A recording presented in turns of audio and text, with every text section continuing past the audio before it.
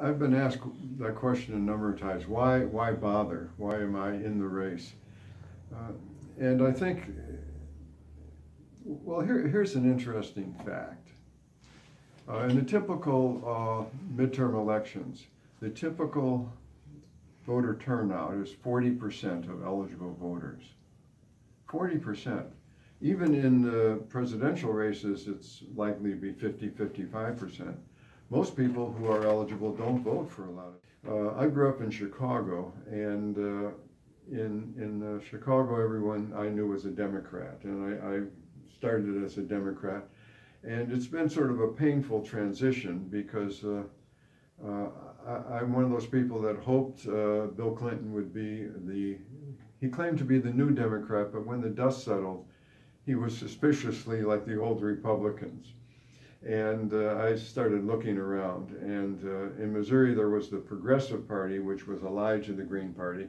Now we've joined forces with the St. Louis Greens, and we're the Green Party. We're on the ballot. That's the first step to getting where we want to be, is to be on the ballot, and we're on the ballot. Now we want to stay on the ballot and establish a presence, so people will think there are three parties, or four, throwing the Libertarians in. And I don't feel terribly confident as a politician. I'm not claiming I'm good at this, but it was my chance to make a statement that we need a new left third party to either push the Democrats to being the party that they're supposed to be on the left, or to replace them. An example of that is Claire McCaskill, who's running away from the term liberal. She wants to make it clear that the slang is she crosses the aisle, but that means she supports the Republicans a lot. There's no shame in being a liberal, and we can recapture that's an honorable term, and the Green Party is trying to do that. I'm not claiming to be very skilled at political manipulation. When and if I get to Jeff City, I'll have a lot to learn, and I tell people that. I say I'm here to listen as well as to teach. Well, I'm a social psychologist by training.